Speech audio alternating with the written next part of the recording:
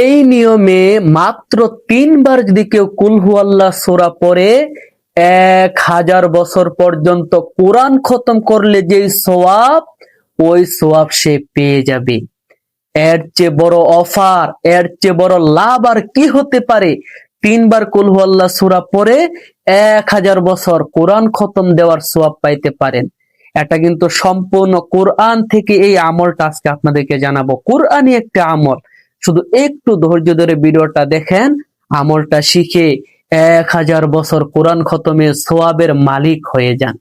তো চলুন কথা বাড়াবো না, মূল আলোচনা শুরু করে দেই। তার আগে ছোট্ট একটা অনুরোধ করব, এমন সুন্দর সুন্দর আমলের ভিডিওগুলো যারা প্রতিদিন দেখতে চান, তারা আমাদের প্রতিদিনের আমল চ্যানেলটি এখনই সাবস্ক্রাইব করে বেল আইকন বাজিয়ে দেন, যাতে নতুন নতুন আমলের ভিডিও সবার আগে আপনার কাছে পৌঁছে যায়। তো চলুন মূল আলোচনা শুরু করি। সম্মানিত ভাই বোন, এই আমল পুরুষ, মহিলা, যুবক, বৃদ্ধ সবাই করতে পারবে, কারণ কুল হু আল্লাহ সূরাটা সবাই পারি, সবাই এই সূরা জানি।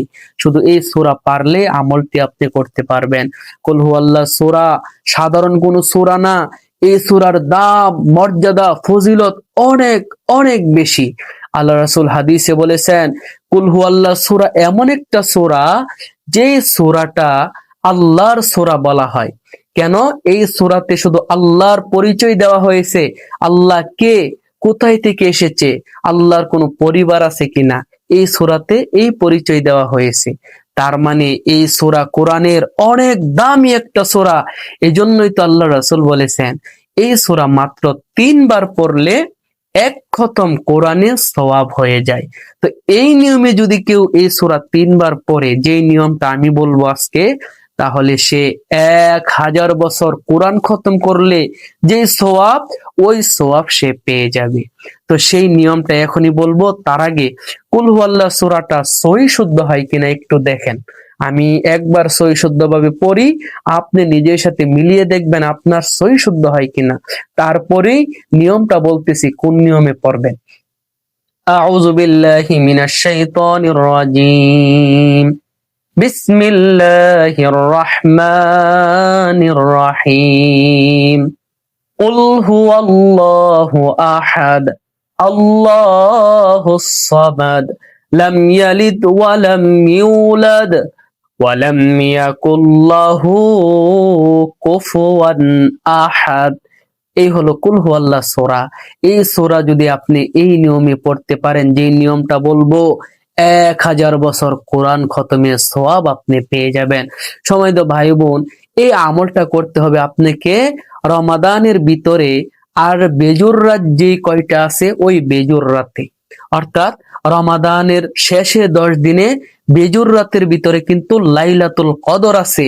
যে লাইলাতুল কদর, আল্লাহ তাআলা বলেছেন, লাইলাতুল কদরি খায়রুম মিন আলফি শাহর।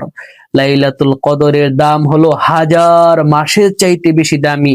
মানে এই রাতের ইবাদত 1000 মাস বা তার চেয়ে আরো বেশি ইবাদত করলে যে সওয়াব, ওই সওয়াব পেয়ে যাবেন।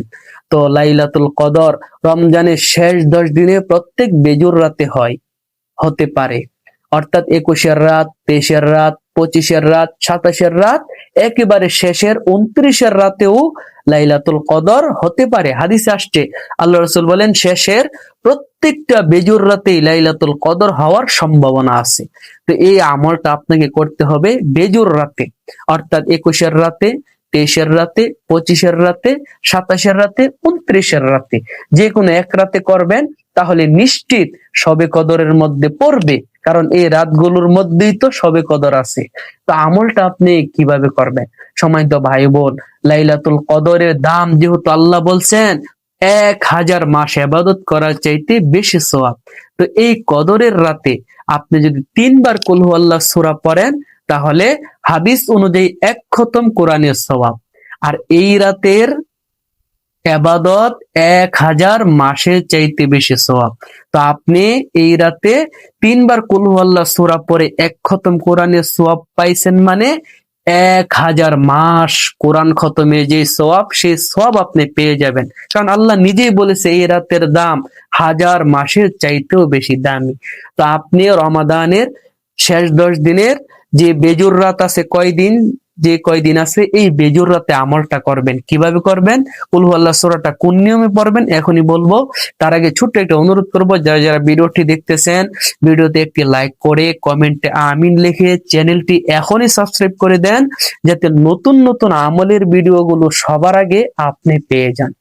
সময় তো ভাই বোন, আপনি বেজুর রাতে মানে রাত মাগরিবের পর থেকে নিয়ে ফজরের ওয়াক্ত হওয়ার আগ পর্যন্ত এই সময়ের ভিতরে যে কোনো সময়, এশারের পরে হোক, তারাবির পরে হোক বা সেহরির টাইমে হোক, আপনি আউযুবিল্লাহ বিসমিল্লাহ সহ কুল হুয়াল্লাহ সূরা একবার পড়বেন, আবার আউযুবিল্লাহ বিসমিল্লাহ সহ আরেকবার পড়বেন, আবার আউযুবিল্লাহ বিসমিল্লাহ সহ আরেকবার পড়বেন।